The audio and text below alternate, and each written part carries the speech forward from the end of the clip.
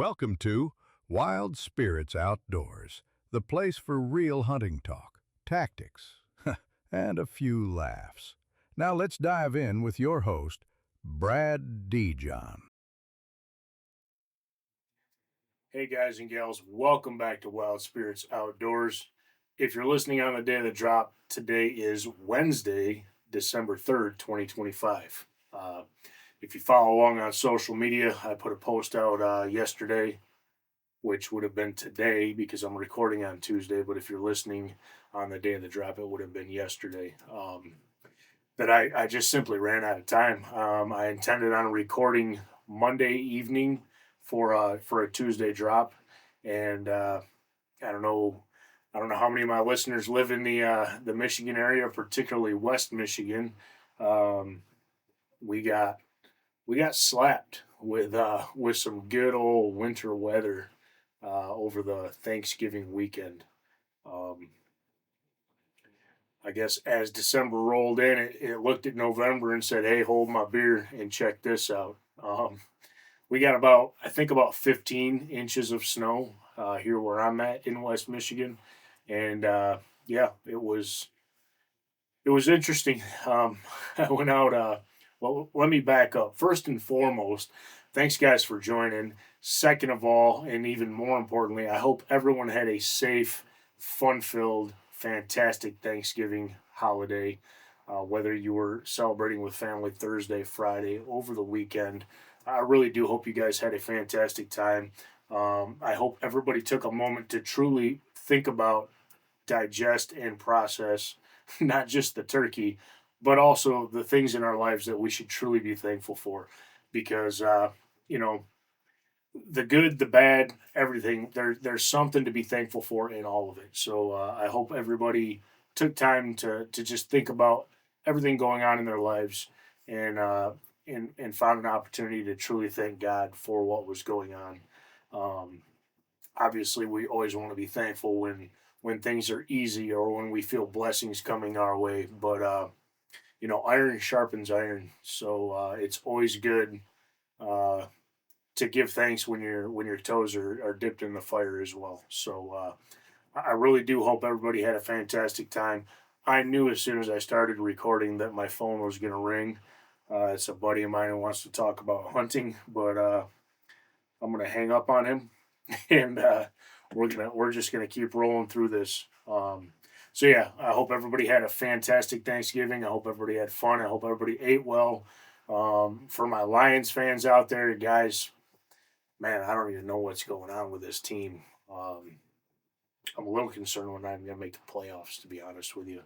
Um, they're still such a fun team to watch, but man, the uh, the whole NFL is much more competitive this year than it has been in past years. I feel there's some resurgences of teams in the NFC North, as we all know, is probably the stoutest conference in the NFL, and the Lions are being exploited. You can kind of see where our weaknesses are and where our struggles are. So.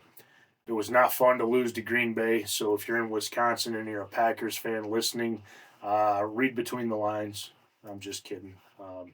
That was a good game, but the Lions they've got some work cut out for them. I think pretty much every game from here on out for them has to be treated as if it's a playoff game because I really think based on how schedules are factoring in, the Lions might have to win out just to make the playoffs. So anyway, enough about football, enough about turkey.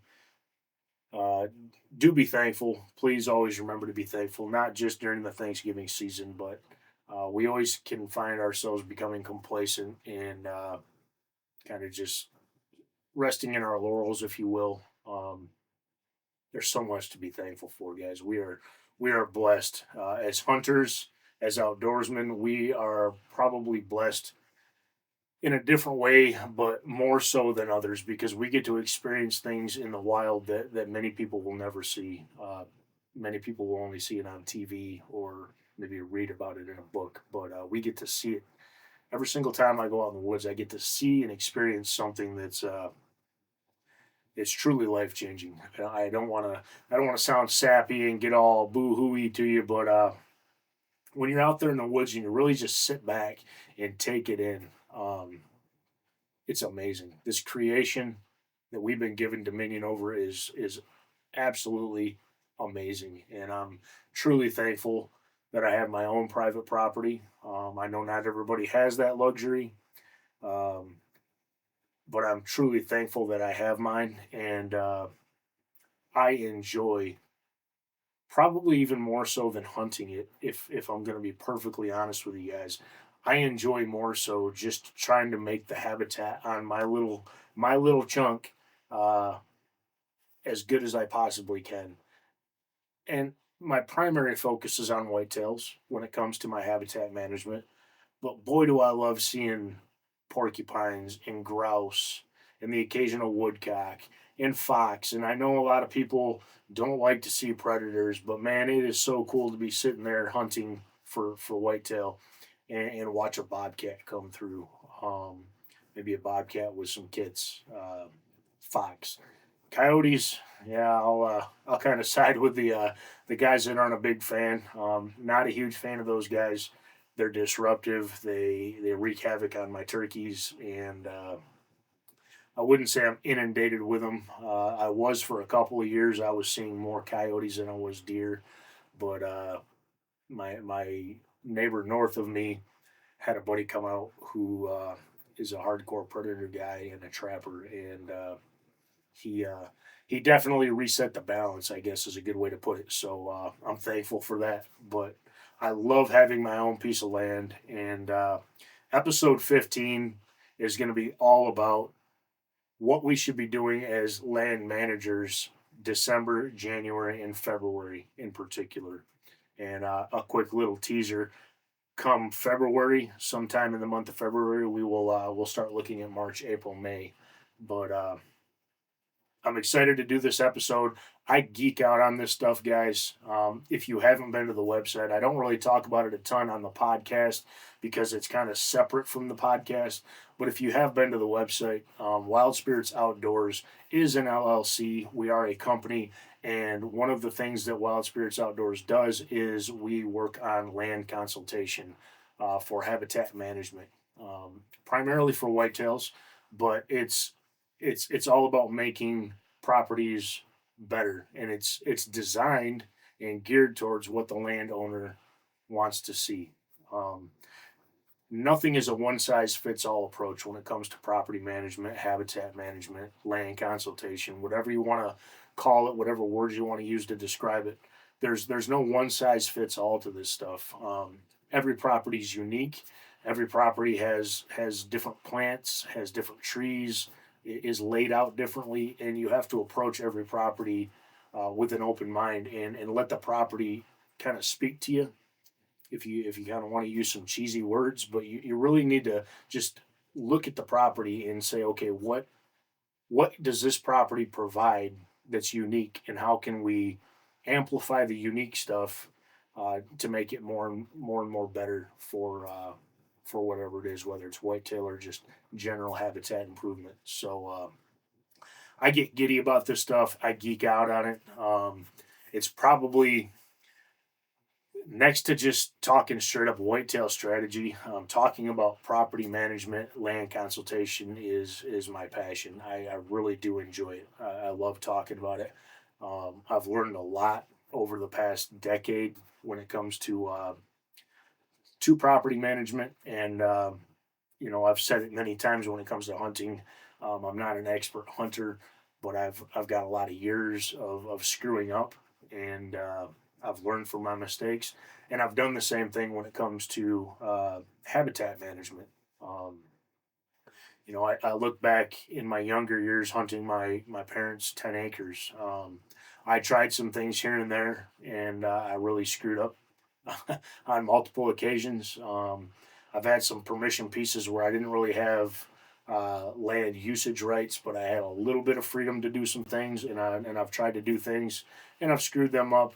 Some things I've done well, some things I've screwed up. But since 2017 and having my own chunk of property and trying to build a picture in my head of what I wanted the property to be. I'll be perfectly honest with you guys. The first 3 to 4 years was a struggle, just because I was kind of overwhelmed.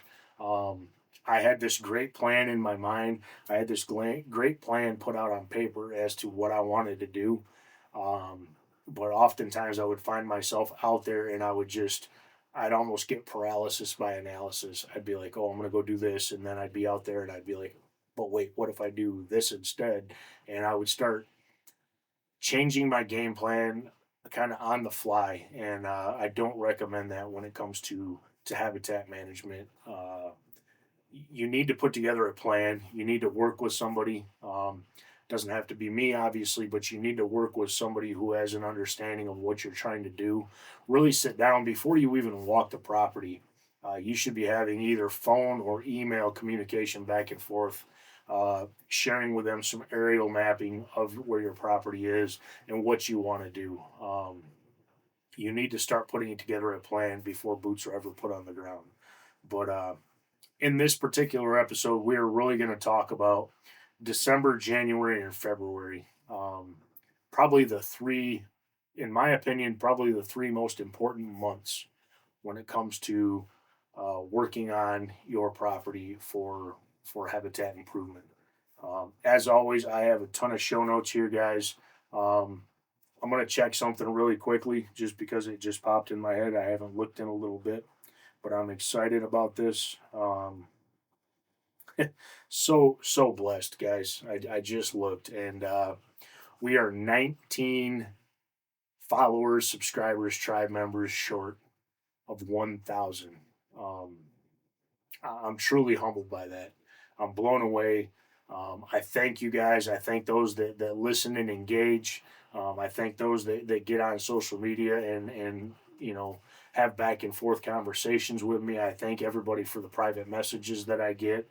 Um, I truly thank you guys for letting me be a part of your week. I put these episodes out once a week as far as podcasts go. I try to actively engage on social media daily, um, but I'm truly humbled by the interactions that we get and by the following that we've grown. And oh man, I just want to keep it going. I mean, the momentum is amazing, and I'm learning as I go. I'm learning as far as audio and video and editing and trying to find what really engages with the viewers. I know certain things that I talk about are gonna maybe not light a fire under everybody, and it's gonna only really fire up a certain group of people. And just like what I'm talking about today, for people that don't have their own property, this is probably going to be something that I hope they listen to, and I hope they aspire to have a piece of land to call their own. And I hope there's something in here they can take out of it. But you don't have to own the land. I mean, if you have an opportunity where you have a permission piece and you're lucky enough to have a permission piece where you're allowed to do some things with the property, there's stuff in here for you to take out of it. Um, Not so much for the public land guys, which I am a public land guy myself, even though I've got my little sliver of private. I probably hunt more on public land than I do on private. But there's things in here that, even though we're talking about what we want to do to manipulate and manage a private parcel, there's things in here where if you listen as a public land hunter, there's things in here that you're going to find that we're focusing on for private land, but you could find knowledge in this that might be useful for you on public land, things to look for on public land. Not everything that we're talking about doing has to be man-made. I mean, there's stuff like this that can just naturally occur. And if you think about that on public land, you might find some nuggets in here that are beneficial for you as you're out there, scouting public land. And while we're talking December, January, February, private land property management, let's not forget that December, January, February is a great time to be out on public land. If you're already tagged out or if you're done hunting for whatever reason, it's a great time to put boots on the ground, especially where we're at here in West Michigan, but all of Michigan right now is snow covered, and a lot of states surrounding us are snow covered. What what a great time of year where things are slowing down. The hunter pressure is coming off. You can really go out and start looking at. I mean, it's easy to find deer right now because you can just find tracks and follow them and find the majority of tracks where they're going, where they're leading into, where they're coming out of. It's a great time of year to be in the woods. Don't let the cold bother you. The cold should actually excite you. What's better than being able to walk a couple, 3 miles? You're not sweating because it's cold out. You're not getting ate up by mosquitoes. You don't have chiggers or no-see-ums. You don't have ticks to deal with. Um, and you can see the leaves are down. You can really see what the land has to offer. It's a great time to be in the woods, um, and it's one of my favorite times to be out there doing some really important things for habitat improvement. And like I said, in my opinion, December, January, February, and March, I'll also include March in there. Um, are, in my opinion, the most important times to be doing your property management, and we'll get into why it's such an important time of year as we go into this year. But it's December now. Here in Michigan, where I'm at, the woods are definitely quieting down. Uh, the firearm season just ended a couple days ago. We've got a I don't know 5-6 day break before we enter into what used to be muzzleloader season, which is now just a second firearm season basically. But the pressure is just going to keep dropping. Even going into this next uh, firearm season, um, there's not going to be near as many people out there in the woods, and it's a fantastic time of year to really start putting together a plan and then implementing that plan. So, like I said, a lot of hunters are now out of the woods. The deer are trying to recover a little bit, not only from the hunting pressure, but we're coming out of the peak of the rut. Like I said an episode or two ago, we're gonna hit another little bump where some additional does are gonna come into estrus. But overall, things are just gonna start settling down, and everything's gonna start working into that winter pattern. Um, and it's a great time to do some of the most meaningful habitat improvements that we can do throughout the course of the entire year. So, um, we're going to talk about a lot of different things. I've got a ton of show notes here in front of me. I think every week my show notes just get thicker and thicker. This episode might be a little long winded, but I really think there's going to be some good information in here uh, to glean out of it for a lot of people. So, we're going to talk about why winter's best for habitat work. We're going to look at big picture priorities this time of year, um, the importance of timber work during this 3 month process. We're going to look at access. It's a great time of year to capitalize on putting in or improving your accesses. We're gonna look at what we can benefit food wise. A lot of us have food plots that are buried under several inches of snow. Doesn't mean that the deer aren't going to use them, but they're going to have to work to get to that. And there's a lot of other browse and food out there in the forest that are going to actually comprise the majority of a deer's diet. So we will talk about that a little bit as well. Um, we'll talk about why this time of year is a great time to start looking at and improving travel corridors and what we'll call rut routes for the coming 26-27 season. We'll talk about the benefit of conifers on your property and what they offer as far as thermal cover and improvements on winter survival. Um, we'll talk about just some of the things that are overlooked this time of year. Putting in water, whether it's a water hole, pond, uh, things like making sure your equipment's good to go when it comes for actually planting food plots later come spring, and just maintaining your equipment, overall property setup, and then we'll kind of close it out from there. But I guess before we start, I'm going to take a quick drink of my free spirits again. This is that free spirits spirit of bourbon that I talked about an episode or two ago. I'm really starting to like this stuff, guys. It's becoming one of my go-tos more so than even Buffalo Trace, and I hate to admit that because man, I love Buffalo Trace, but This is good stuff. Why is winter the best time of year for habitat work in general? There's several reasons why it is, but we're going to kind of focus on a few. So maybe not quite yet this first one, but it will be here in the next week or two. The ground is going to start to freeze up. I know many of my friends here in the Midwest have had to plow over the past few days, and if you're like me, you were being very careful when you were plowing because we got all that snow, but the ground wasn't even close to frozen yet. So I didn't want to dig my ground up. But within the next week or two, with the temperatures that I'm seeing in the extended forecast, plus the amount of snowpack we got down, that ground is going to firm up quickly. So what that does is frozen ground is less damage. If you got to bring in heavy equipment, if you got to do a lot of trail running, things like that, you're not going to create a bunch of ruts and dig up your property when everything's frozen. Um, if you follow along on social media, you'll see that I put some posts out over the past week that I was out doing some access improvement, and I actually laid down a 300-foot long dirt road across a portion of swamp on my property that had been corduroyed by the loggers. So they laid all that corduroy down across the swamp so they could get their equipment across last winter. But as far as me being able to access, very difficult to cross that stuff. So if you looked right before Thanksgiving, I was actually tearing some of that corduroy out because I plan to improve that access for deer to use. And then here just a couple days ago, I was out with a skid steer and I put down 50 yards of fill across some corduroy so that I could have an access um, to almost 20 acres of my property that I don't want to say I couldn't access it, but for me to access it was difficult.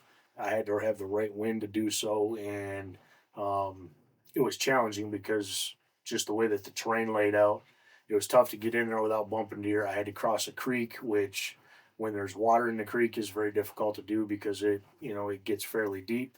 Um, so it just limited my ability to get to a fairly large chunk of my property. But now with that access in across the corduroy, I can walk across it very easily. I can take my side by side across it if need be.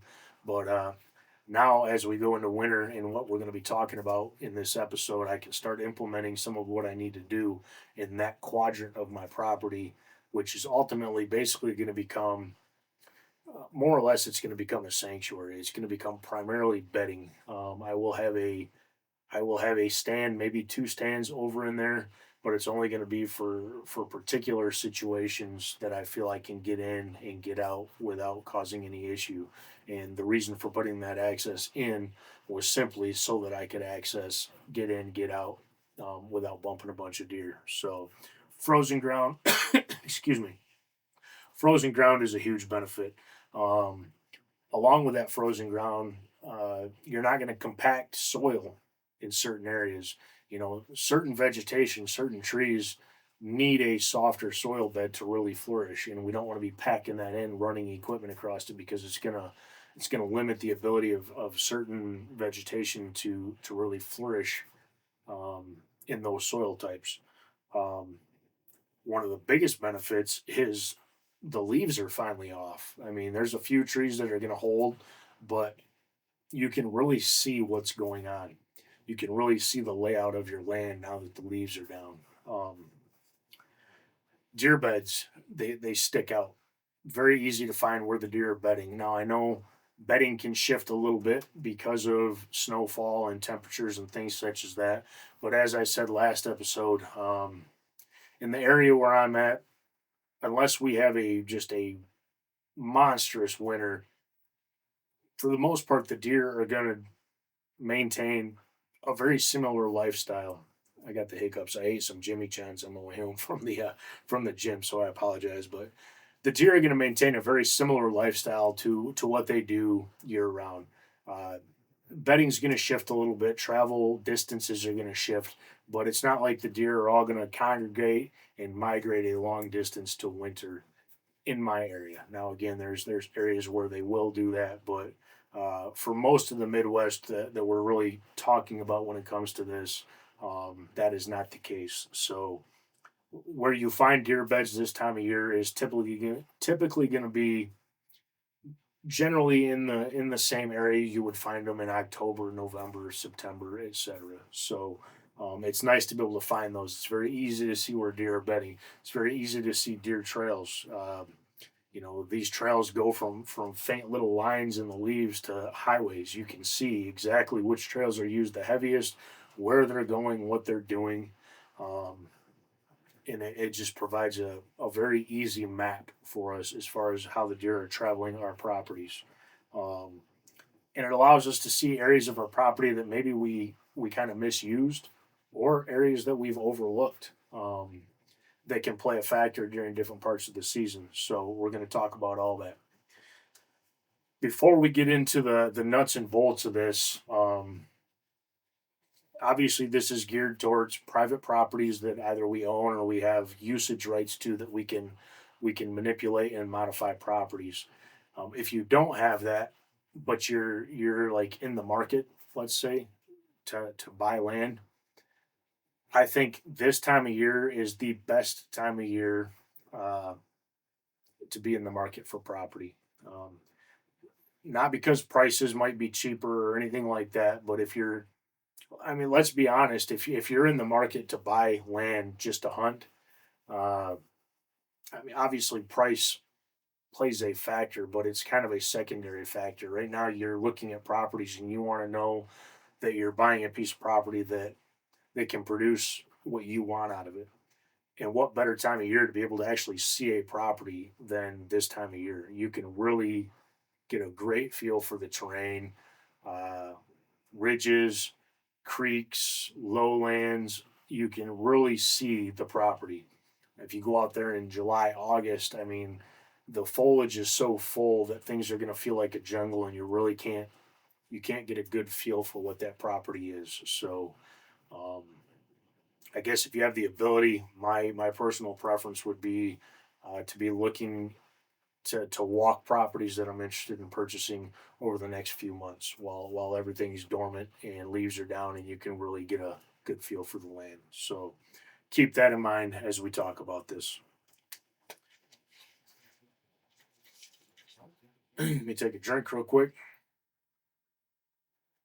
So I kind of broke this episode down by priorities, I guess, if you will. First and foremost, the number one priority when it comes to a hunting property is access. You can have the best deer property, but if you have no way to access the property, um, it's not going to produce for you. It's just going to be You're going to be blowing deer out every time you try to go out there and hunt it. Um, so priority number one when it comes to your own piece of land, leased or otherwise, owned, you have to have good access. If you can't get in undetected without blowing deer out, nothing else matters. Priority number two is bedding for the deer. Um, you have to be able to provide good bedding security for the deer. You have to provide areas that deer are not going to be disturbed by you when you're out there hunting. They need to have areas where they feel very comfortable and very safe on your property. Um, Winter is a perfect time of year to create that cover that they will then begin to use later in the year, and they will essentially just adopt that area. Um, Number three is travel corridors. You need to be able to, if you really want to set a property up for success and consistency, you need to manipulate how the deer are traveling that property. And you do that by creating travel corridors through the property. You want to shape how the deer move through your property. Priority number four, and is my last priority that we're going to talk about, um, is often one of the first things that we want to do when we get a property. And I'm guilty of this myself. When I first got my property back in 2017, we closed on it in November, right before gun season. And I didn't do much out there that first year. I set a couple stands and I just kind of wanted to observe what the deer were doing. and I just wanted to hunt. So I hunted it. But as soon as spring came, I kind of fast forwarded past priority one, two, three, and I moved right into food. And that's something that I think a lot of us we fall into that trap. We want to get food plots in, right? We want to get some lush green food plots in and get cameras on them so we can watch the deer throughout spring, summer, and early fall. Food, when it comes to food plots, needs to probably be the last thing that we focus on when it comes to setting up and managing a property. In the Midwest, Michigan, Indiana, Ohio, Wisconsin, Illinois, really anywhere whitetails are. It doesn't have to be the Midwest. Uh, Deer value security more than they do luscious green food plots. Um, if you actually look at a deer's diet, 70, 80, 85% of their diet is made up of browse, woody browse, forbs, greenbrier, raspberry, mushrooms. It's just browse. That doesn't mean that food plots don't have a value, but they're not the primary food source for deer. Even when you have phenomenal food plots available, that is not the primary food source for them. So I'm not saying deprioritize food, but it should be one of the last things we're working on or focusing on when it comes to managing a property. Um, First and foremost, like I said, is access. A close second to that is timber stand improvement. Whether it's if you've got a really mature piece of property and all your trees are fully mature and you have, you can sit there and you can see 100 yards through the forest, that's not good for deer hunting. So we got to think about pulling high value trees, uh, eliminating low value timber, and then taking that money that we can earn through the timber stand improvement to be able to invest back into the property. I'm not going to sit here and sugarcoat it for you. If you don't own property, don't be fooled. It's expensive. It costs money to to manage a property. Um, you got to either buy certain equipment. You might have to rent equipment if you're in a situation like where I'm at. For example, I have I have a spreader, I have a cultipacker, I have a sprayer, I have a side by side. I've got a hand planter, I've got a drag. Um, I'm sure I'm forgetting a couple of pieces of equipment I have, but that's stuff that I own, and that stuff. Well, chainsaws, another one. I have a good quality chainsaw, and good PPE to go with that chainsaw. Um, I don't have a skid steer. I don't have a tractor. I don't have a front end loader. Things like that. I have a disc that I pull behind my side by side. So um, there's things that you're gonna acquire and own because it just makes sense financially to own them versus trying to source them or rent them. And then there's things that, like a skid steer, for example. I might use a skid steer once a year, maybe twice a year, and that'll become less and less likely after this year. I won't rent a skid steer again because I won't need one. But for the first few years, I had to put accesses in, and a skid steer was the way to go about that. But I could get a good majority of my work done over 8 to 16 hours of having a skid steer at my disposal. So it doesn't really make sense to go out and buy one when I can rent one for $500 for 8 hours. So there's things like that that you're gonna have to take into consideration. So if you have timber of a value to a logger, and you work with a logger in addition to a land consultant. Um, Again, somebody like Wild Spirits Outdoors, but there's many of them out there that are very, very good.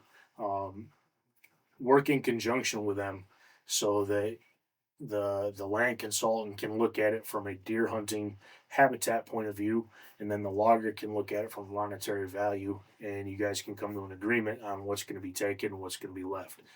You don't want to have a logger come in and take out all your primo oak trees because that's going to eliminate your great mast crop. So you want to keep some of that. But there's certain oaks that you want to have removed. There's other trees of value that that might not be benefiting you from a hunting perspective, but have a monetary value that can help fund what you're doing. Um, so timber stand improvement is not just a one and done thing. That's going to happen. It's going to be on a cycle. Um, it's going to be the longest cycle that you're going to have on your property, with the exception of maybe food plots. Once you get into that, those will be a cycling process as well. But timber stand improvement is vital to a good piece of hunting property, and that's not just loggers coming in and pulling trees out. That's hinge cutting. That's opening canopies up to get sunlight to the forest floor.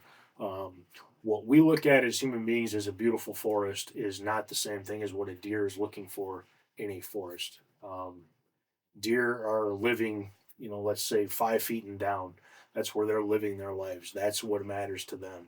We're looking at things, from a very broad picture of just aesthetic beauty, but deer care about what's 5 feet and down. So we got to think about that as we're doing our habitat improvement. Um, this happened a couple episodes back, but it's happening again because I drank a bunch of water and left the gym and came home and recorded. I got to take a piss, so I will edit this out, but we'll be right back. And we're back. Man, I don't know if it's old age or just drinking a bunch of water while I'm at the gym, or a combination of both, but man, when I got to piss, I got to piss. So yeah, sorry about that. Anyway, back to hinge cutting. Um, the best time of year to hinge cut is really winter time. So December, January, February into March. Those are the best times to do your hinge cuts.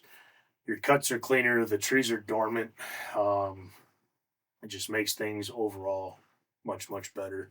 It's easier to do hinge cuts when the leaves are down because you can see where branches are, you can see how things are going to fall, et cetera, et cetera. Um, some of the beneficial trees to do hinge cutting on, here in the Midwest, is maple, ironwood, elders, poplar, basswood, beech trees, uh, things like that. We don't want to hinge cut conifers, pines, um, but the trees that I just listed are great trees for hinge cutting. You'll get really good regrowth from the hinge cut, and you will get a lot of this time of year. What's beneficial is those tops. When you bring those trees down, is just going to create some additional browse for deer through the winter. We don't want to hinge cut oaks, particularly mature oaks. Those are our mass producers. We don't want to hinge cut high value timbers, walnuts, things such as that, cherry trees, things that can actually provide monetary value down the road for you when it comes to uh, harvesting of timber. We don't want to hinge cut those and rot that wood out. Um, when you're doing hinge cutting, think about how trees are leaning. If you've got a tree that's leaning wonky, don't try to force it to lean the way you want it. It's better to just not even hinge cut it than try to make it do something it doesn't want to do. Oftentimes, you end up either breaking off the hinge, so you don't have a hinge cut anymore. It can be dangerous. We don't want to mess around with that.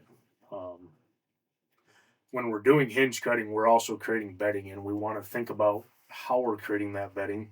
Um, some people will say create 1 to 2 buck bedding areas per 40 acres of property you have.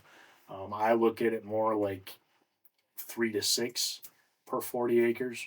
Um, doesn't mean that you're going to get 3 to 6 mature bucks bedding on your 40 acres or per 40 acres that you have, but it just creates additional options. I find it's beneficial to have a few extra per 40 than just the 1 or 2 per 40 acres. Um, when you're thinking about doing this kind of stuff, depending on how your terrain lays out, we're looking at doing it on the points of ridges. on naturally occurring edges, transition areas, maybe creek crossings, things such as that. Uh, is stuff we're looking at when we're doing those hinge cuttings. When you're doing hinge cuttings, also we don't want to just lay everything down in one direction. We want to think about creating hinges where we're creating, some corners where we get some back cover, some side cover, where something can get in there, bed down comfortably. We want to look at it also as we want to make things super thick, but we also want to make sure that we're creating adequate escape routes for deer. If you box a deer in, it's not going to want to bed in there because it's going to feel like it only has one way out.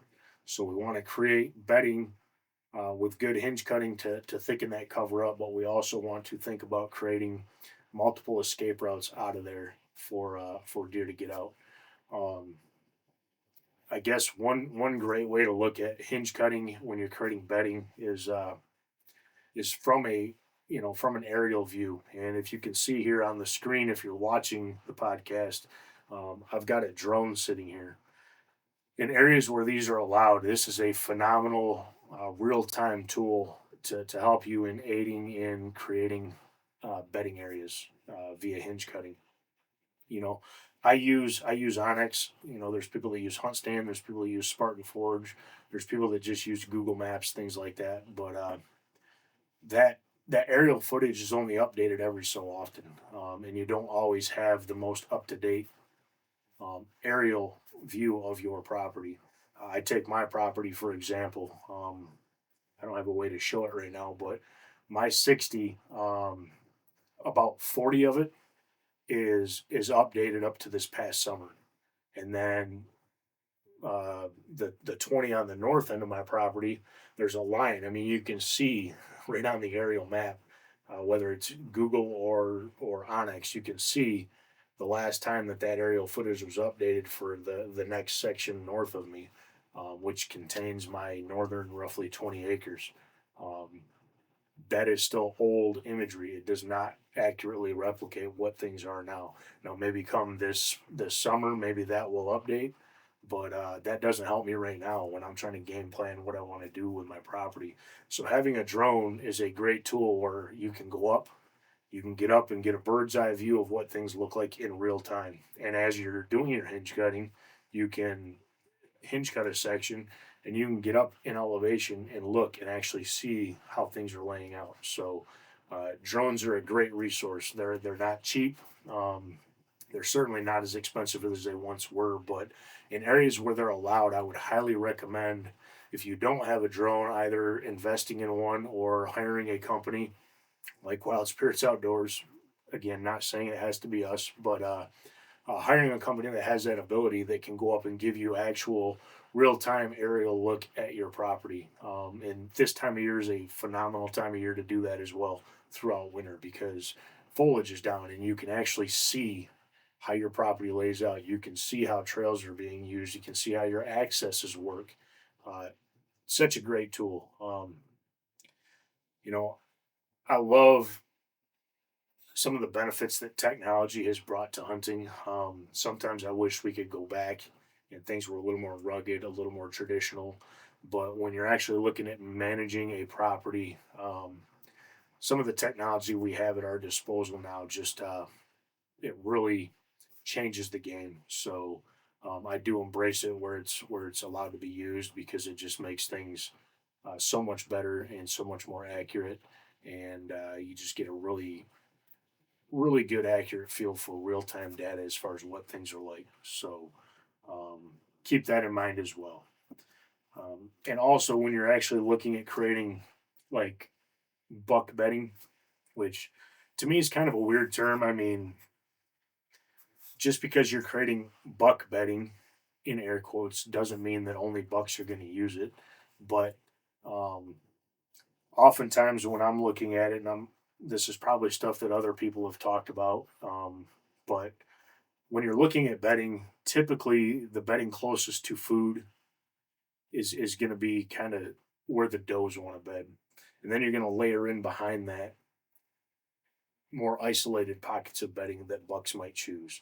And on 40 acres, like I said, I'm not saying you're going to get 6 mature bucks to bed on it, but if you properly lay that bedding out and you create these pockets of buck beddings in strategic locations, you might get 2 bucks per 40 acres that will actually bed on that same chunk of land.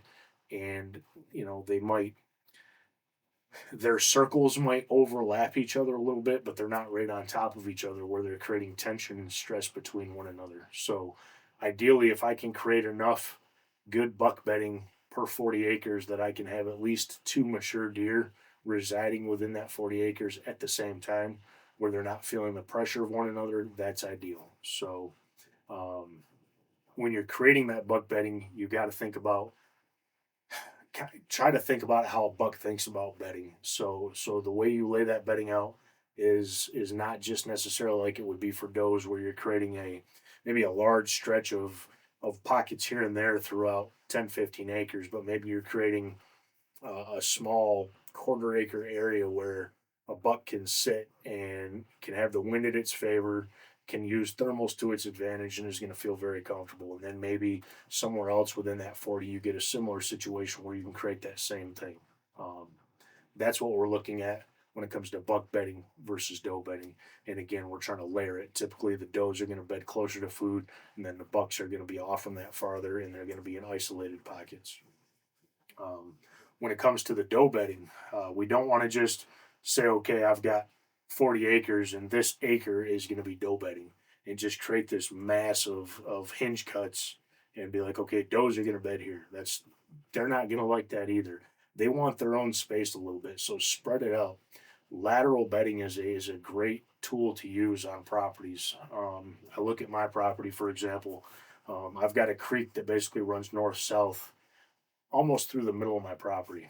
Um, from about 100 yards north of the south end of my property to 100 yards south of the north end of my property, all along that creek, I have a long stretched out area of bedding. And then I have strategically placed food plots where does can bed and they're close to food, and then does can bed and they're close to food. But it's stretched out, it's spread out. They're not all on top of each other. The bedding isn't as isolated and in pocket form. It's, if you looked at it from an aerial, it's almost like a maze where there's zigzags of openings throughout this long stretch, but then there's pockets of hinge cutting that are done so that the deer can move through it fairly easy. There's plenty of escape for them, but several does have the ability to bed in there without feeling like they're right on top of one another. Um, when it comes to building doe bedding, we want to set that up alongside of or off of main travel corridors, for a couple of reasons. One, it's convenient for the does, and two, it creates great rut hunting for us on our properties, because if you have bedding off from the upwind, predominant wind side of a travel corridor, bucks are going to cruise that travel corridor so they don't have to dive into the bedding and wander through it looking for does. They can just cruise that travel corridor, catch that wind coming off from it, and keep on trucking. So think about that. When it comes to these stretched out portions, I'm trying to create. It's hard to describe it because I don't really look at it as pockets, but for every 40 acres, I'm trying to create like 12 individual pockets, if you will, throughout that stretched out bedding area that are really really primed for deer to bed in. So looking at, I guess for lack of a better term, I'm looking at trying to create 10 to 12 pockets of good bedding throughout that stretched area per 40 acres. Um, and again, this can be done through a number of things, but uh, opening up the canopy to get sunshine down, to encourage new growth, and then hinge cutting is going to be your best ways to go about that. Um, Getting rid of the funky trees is an easy way to, you get them trees that just kind of twist and split and create these huge canopies. Um, I don't want to get rid of all of them because I love those trees for preset stands, because um, there's a lot of branches to break up your cover. But if you can isolate those in strategic areas and open up the other areas to allow sunshine in, sunshine is your friend when it comes to creating these bedding areas, because it's just going to encourage new growth, which is going to thicken up those bedding areas. It creates more browse, it creates additional cover, it creates better mass production for your mass producing trees, and it allows for a higher deer density on less acreage. I'm gonna flip my page here and take a quick drink.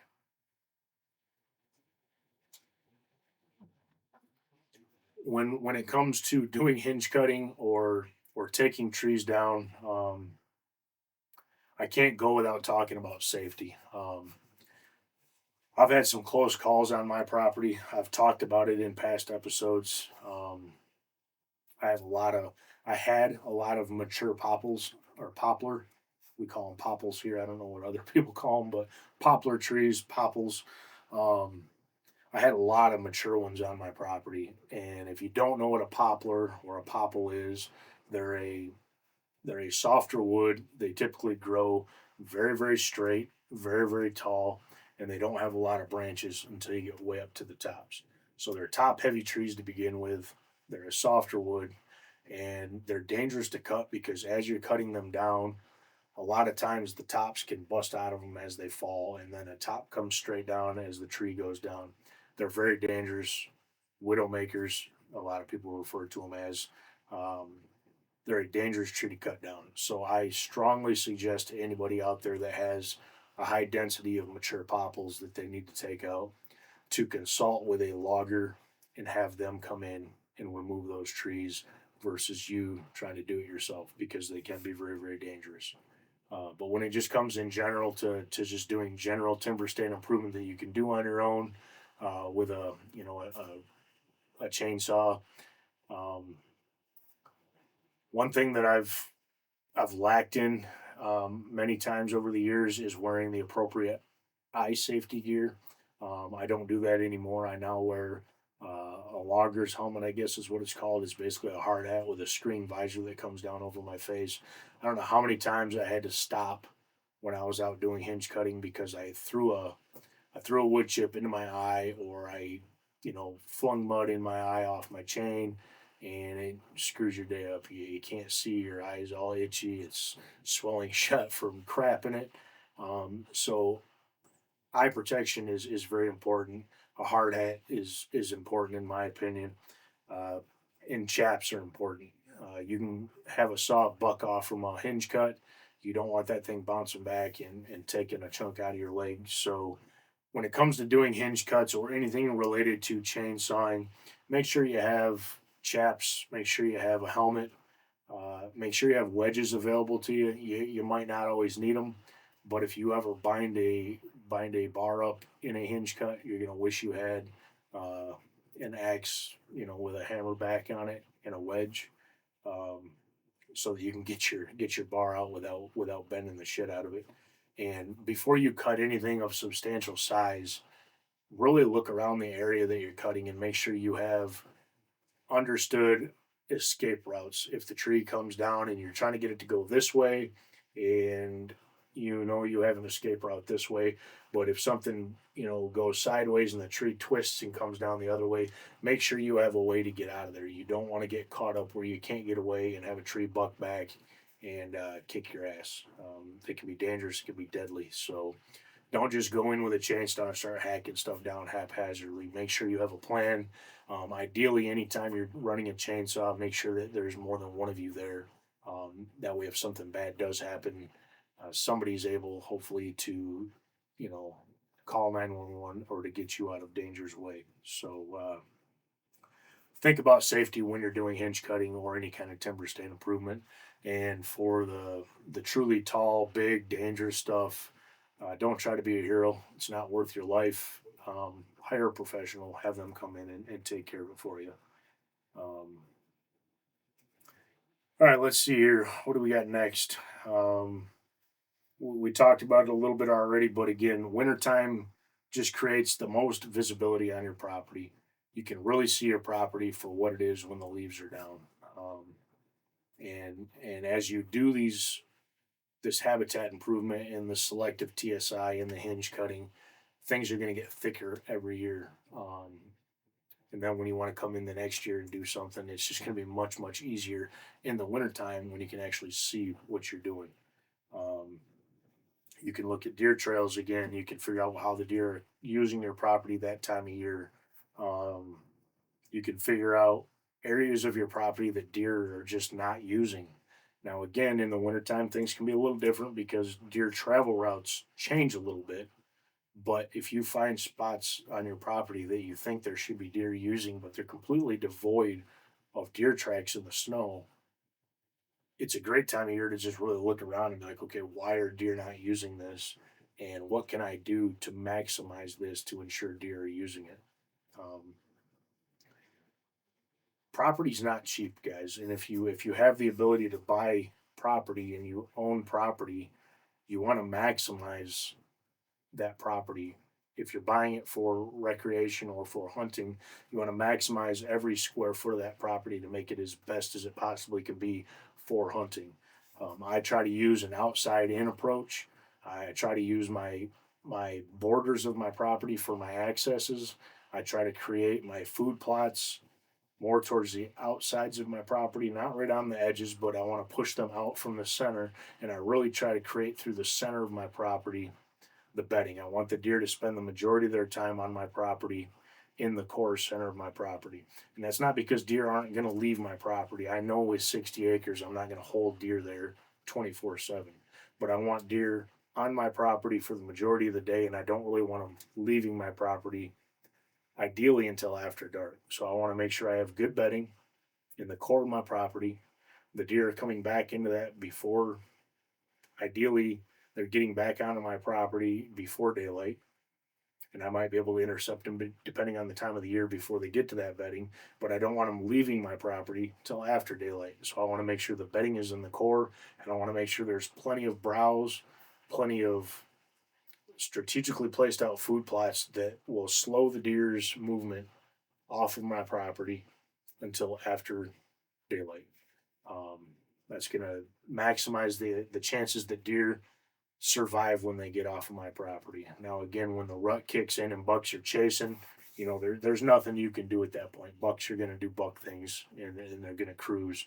But the longer I can hold the deer on my property uh, between daylight and dusk, the better the chances are those deer will survive. So I'm thinking about that as I'm laying my property out. Um, Great tools to be able to use this time of year. Again, this is the time of year where if you need to bring in heavy equipment, this is the time of year to do so because you're not going to rut things up with frozen ground. Um, Hand saws are a good thing to have on you this time of year. Chainsaws are instrumental this time of year. Um, and then, in addition to the cutting of things, this is a great time of year to start thinking about planting.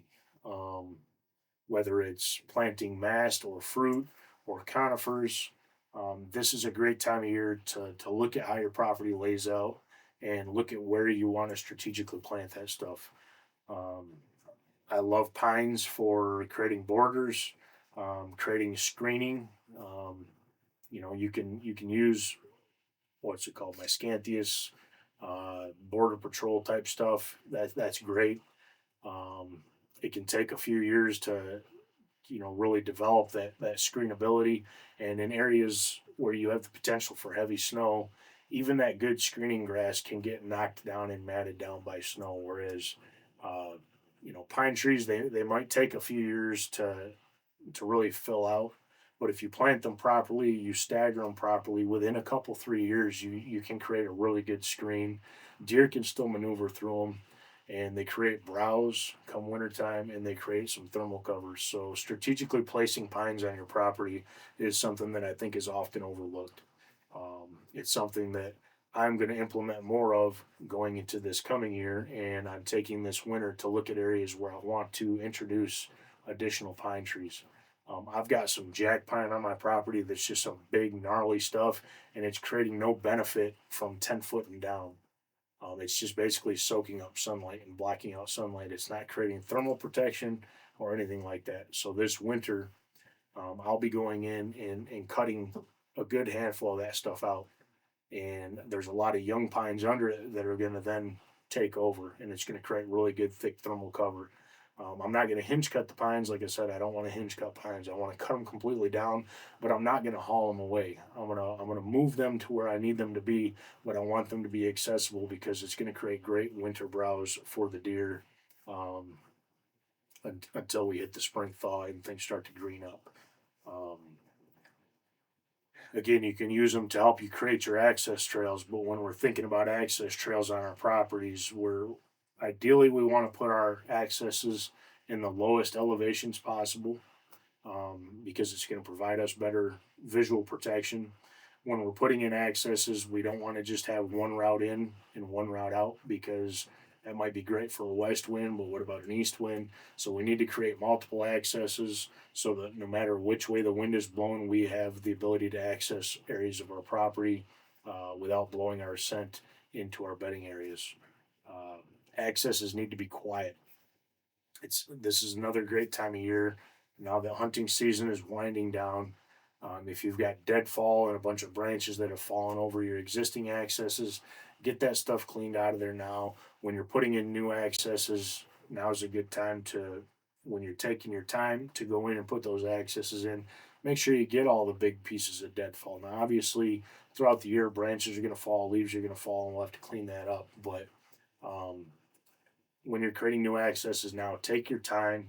You don't have to be in a big rush. We got a few months until hunting season starts up again. So take your time when you're putting in those accesses. Think about how you're putting them in, where you're putting them in, and clean them out really good as you're going. Make sure they're hidden. You don't want a super great downwind, quiet access, but you're walking it and you're looking around and you're like, man, anything within 100 yards of any direction of me can watch me walking down through here. So make sure you have the right cover for those accesses. Um, and it's virtually impossible to not ever intersect a deer trail when you're putting in an access, but obviously don't create your walking access by following a deer trail through the woods and then opening that up for your access. Try to move off to the downwind side, again, multiple accesses, but don't put them right down deer trails, and try to cross as few deer trails as you possibly can as you're putting in the accesses. Build your trails, build your accesses during the winter. That way they're ready for spring. It's just going to make things much, much easier for you as we're going into the spring planting times. When you're planting trees, uh, spring after the last frost is a good time to put in your plantings. Also, fall time. Um, a lot of people will recommend fall. In a perfect world, I would say fall is the better time to do it as well. But most of us are hunting that time of year, so it's difficult to shut the hunting off and go do habitat improvement during hunting season on our property. So spring is a good time to put in your plantings, whether it's going to be fruit trees, conifers, what have you, mass trees. When you're putting in those trees, don't just plant a tree and give yourself a high five and walk off to the next one. Deer will destroy those trees um, before they ever have a chance to produce anything for you. So you either need to cone them or sheath them or fence them, and I think fencing is the better way to go about it. So put fence posts around it and put plenty of tall fence that deer can't just get in there and start nipping away at the fresh buds of your plantings. Um, Very important when it comes to tree planting. It's one thing to plant them; it's another thing to keep them alive until they actually produce. Much like certain types of food plots, where if you've ever put them in and you're like, "Man, this looks phenomenal," and then a week later they're mowed down. It looks like somebody let out a herd of billy goats in there. The deer will tear that stuff up. So fencing it off, screening it off, sheathing it off is very, very important. Let me take a quick drink here. Let's see, what else do we have here? Um, when we're doing all this hinge cutting, when we're doing all this timber stand improvement, if we're taking trees out and we're dropping tops and things, it's stuff that you're not necessarily going to think about at the time, but you are creating really, really good food for those deer through the winter. Another benefit of doing this stuff over the winter time. Those tops with all those, tender branch tips on them. That's going to be browse.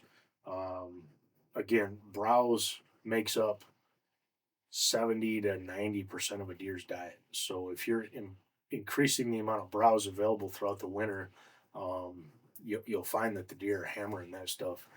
Um, Beerman Logging that came in and did my logging, he was sending me videos like daily where he's out there running his equipment and he's got, you know, a family group of does 60 yards away browsing on tops that he dropped yesterday as he's working his way in there to another spot. And those deer are paying him no attention because they're so happy to have that browse available to them that they're letting their guard down.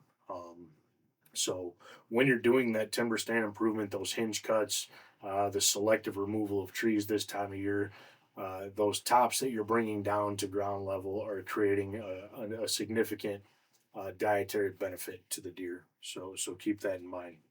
Um, and then as the next year comes along, what you're creating is you're creating young new saplings. You're creating greenbrier. You're opening up sunlight to bring in raspberries, fresh, woody grass, and things such as that. That's just gonna create additional browse for the deer that is going to be beneficial to them year round, every year after that. So, uh, when you're doing timber stand improvement, you're not just improving the timber, but you are truly improving uh, the dietary survivability of these animals, and it's going to create great benefits for them.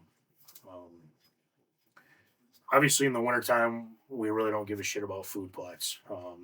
You can't plant anything when there's 12 inches of snow on top of it. Um, the stuff that's buried under it, yeah, sometimes the deer will go and dig through it, but at some point in time, they don't even want to expend the calories necessary to dig through it just to get down to some food when they can just go browse on woody browse and survive off from that stuff. What you can do, um, as we're getting into the latter part of winter, so let's say January, February, March.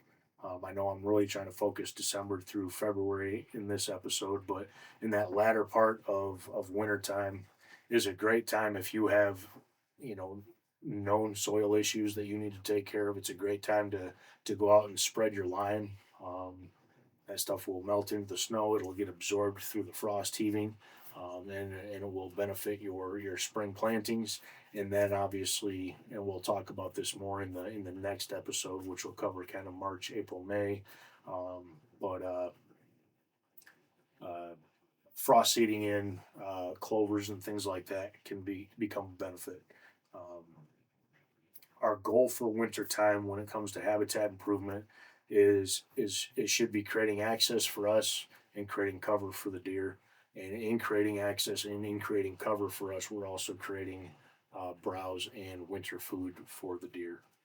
Um, Anytime you're doing timber stand improvement, always be thinking above you and looking up.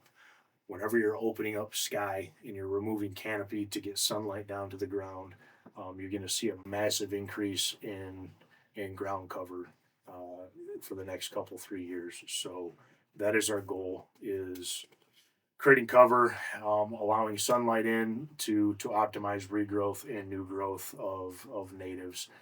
Do keep in mind when you're doing this stuff to be mindful of invasive species that might germinate. Try to nip those in the bud as quickly as you can because it's a catch-22. Autumn olive is phenomenal deer cover, but that shit can just spread and take over areas. So um, as much as I love it for cover, I think it's better if you can get that stuff out of there as quickly as possible. We're thinking about uh, our accesses. We're thinking about the goal to create the cover for the deer, but we're also thinking about creating travel corridors. So when you're doing this TSI, or if you have a logger to come in, make sure that they're understanding of the fact that you still need to have travel corridors, and they don't just leave tops everywhere. Again, I want to pat Beerman Logging on the back on this because you know they left the corduroy down where they needed it to get into certain areas, but they would have taken that out had I asked them to, but it would have obviously offset some of the financial benefits of having them in there. So I elected to have them leave it versus them having to take the time and money and gas and all that to remove all that. Um, but they did a phenomenal job of not just laying tops down and just leaving them scattered everywhere. They put tops in piles, but they didn't pile the stuff 20 foot high where nothing could get to it. They made nice piles. They put the tops in areas where the deer could reach them and the deer could browse on them. And the deer hammered that stuff last winter. So um, again, when we're thinking about creating the travel corridors, make sure that the tops are not scattered everywhere. This is a great time of year to you can actually create funnels, create pinch points using some of that top stuff.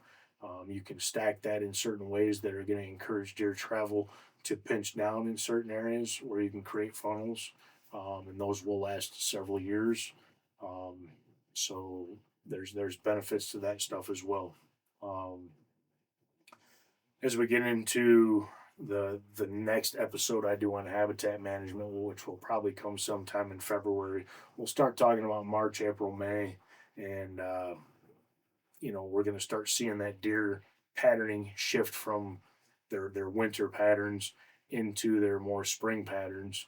But we still don't have leaves up, so we can kind of watch that shift take place, and it will again let us see how the deer are using our property as spring approaches, and that will help us tweak corridors and travel out of the bedding that we created. Um, I said it before, I'll say it again. When we're creating habitat for deer in particular, we're looking at 5 feet and down.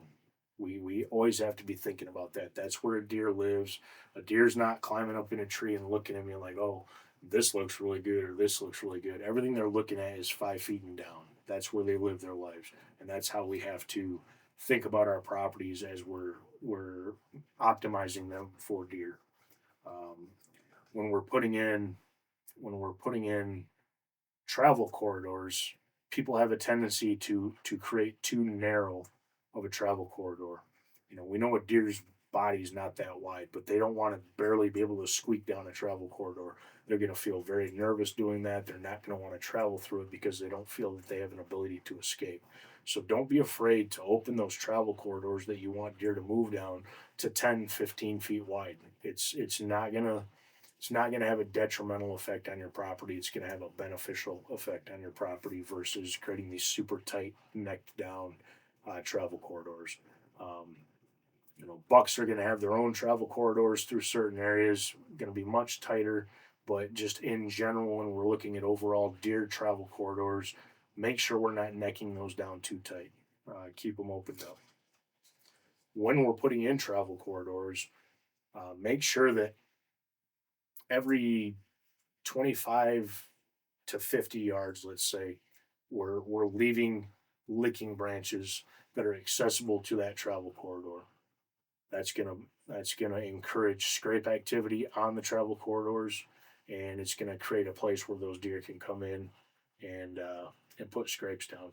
And if you have to go areas where you have to extend that beyond 50 yards, is a great time to put in hemp rope scrapes, mock scrapes to continue that pattern and allow for those licking branches or hemp ropes to be available to them. Let's see here. A little bit more on the travel corridors and why they matter. Um, I've talked about this in other episodes. I've talked about it on several social media posts. The number one benefit you have as a property owner or a property manager where you have the ability to manipulate property is you get to control to a very high extent how deer move through that property, which then translates into how you can successfully hunt them. If you just have 40 acres of untouched, unmolested woods, the deer are going to travel through it how they see fit and how they are comfortable traveling through it. And that can change year to year as things grow. If you're managing the property and you're creating the corridors, you're going to guide those deer through the property the way you want them to access the property, which benefits and improves your odds as a hunter. Um, Again, another big benefit to having these deer travel corridors on your property is when it comes breeding season, the bucks are going to be much less inclined to wander their own little isolated paths, and they're going to get on those travel corridors and they're going to utilize them very, very heavily. Um, this creates predictable travel throughout the year for you. Um, when we're creating the corridors, we don't want to create, awesome bedding through this stretch and then create a great travel corridor 200 yards away. We want that travel corridor close to the bedding. We want to keep it, ideally within 50 yards of the bedding area itself, and encourage deer to utilize that. When we're creating the corridors, we're thinking about the same things that I would be thinking about as a hunter. I'm thinking about bedding to staging, bedding to feed, bedding to water. Um, that's how I'm looking at travel corridors. I want to create the corridors to be optimized for from bedding to a staging area, from bedding to water, or from bedding to a destination food source. Ideally, I want to go bedding into strategically planted areas that will slow deer travel up into the staging areas, entering into destination food sources. And if you don't have the ability to have destination food sources on your private property, you want to maximize the strategic pockets of food that you put on your property to encourage those deer to munch along on your property again for as long as possible in the hopes that they're not exiting your property until after daylight. I don't want to put heavy travel corridors right on my property lines because I want to use the borders of my property for my main accesses, and then I cut in where I need to from there. Swamp edges. If you saw the video I put out right at Thanksgiving there, I was right on a swamp edge. I'm creating a travel corridor right there, and I'm strategically planting that exactly based on what we're talking about here. We already talked about the conifers and what benefits they offer, so I'm not going to dive into that again in great detail, but just remember that conifers provide great windbreaks. They create good snow cover for the deer. They create great thermal pockets. In good conifer thermal coverage, you can see a 10 to 15 degree temperature difference inside the conifers from outside the conifers. And that might not seem super significant, but if you live outside and it's 20 degrees here and it's 30, 35 degrees here, you're going to notice that and you're going to be much, much more inclined to be in that thermal cover. I think that pretty much wraps it up. I guess one last thing that I talked about briefly, but wintertime is a great time to put in your water holes for a couple of reasons. One, even though things are frosted, if you can get the equipment into where you want to put the water holes and you break through that frost, you can create much cleaner, better dug water holes.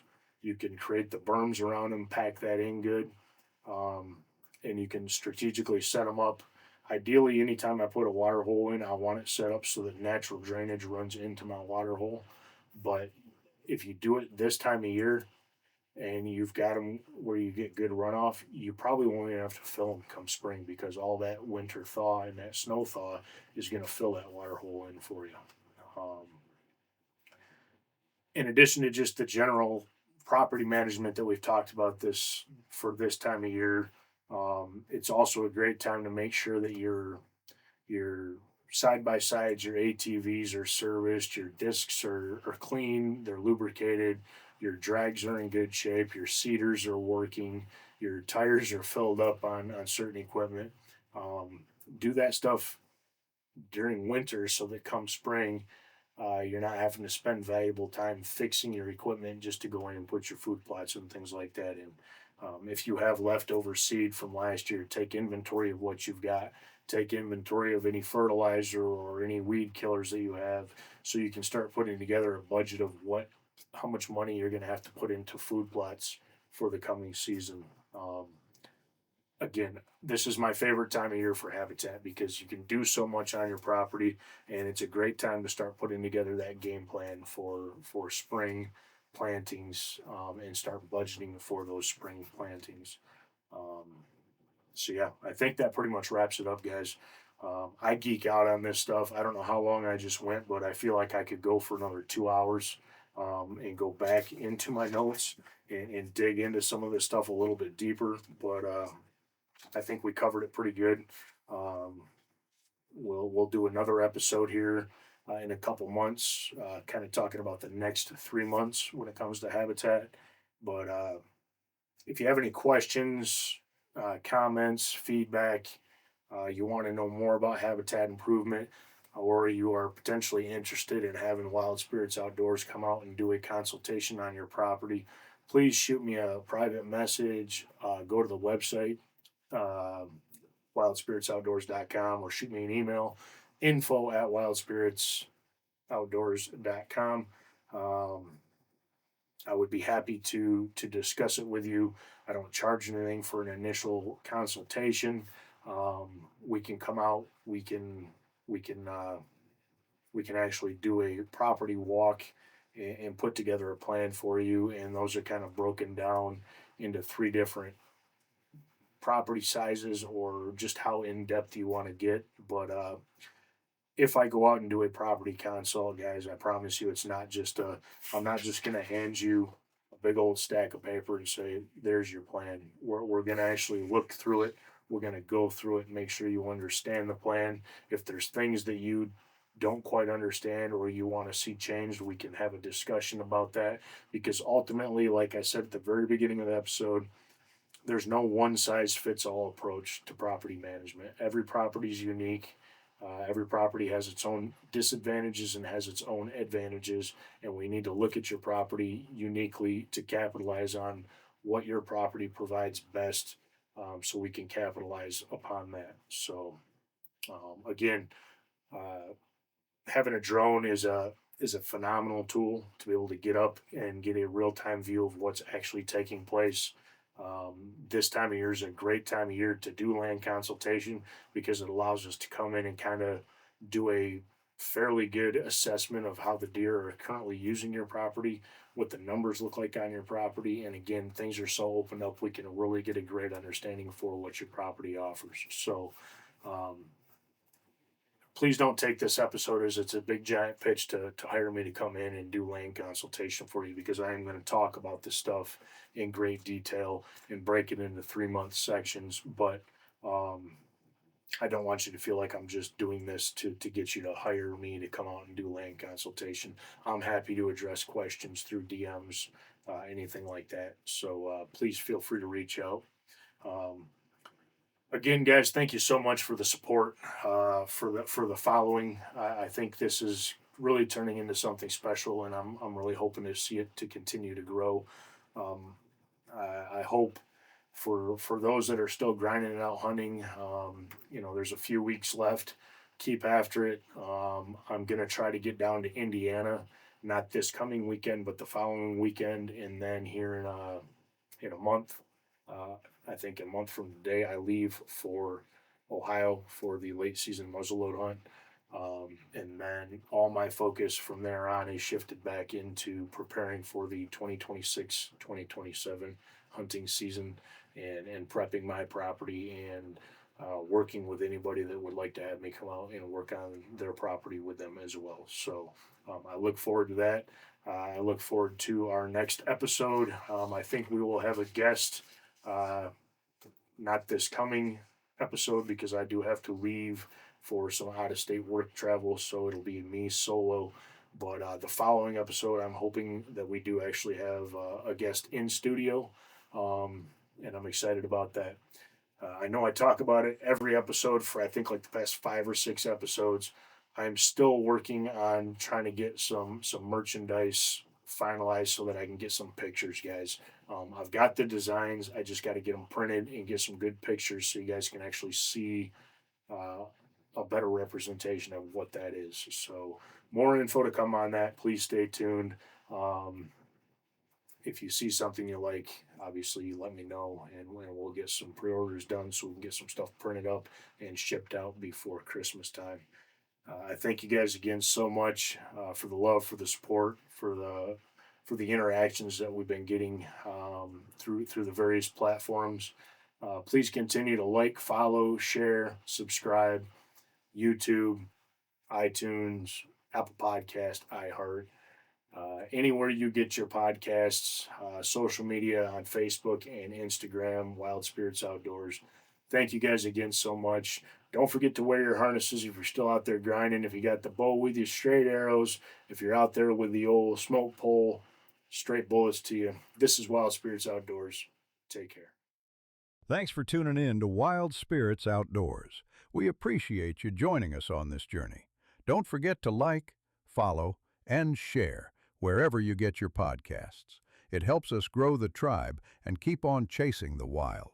Stay connected with us on Facebook and Instagram at Wild Spirits Outdoors, and also on YouTube at Wild Spirits Pod. You can also head over to www.wildspiritsoutdoors.com for more content. Until next time, chase the wild, feel the spirit.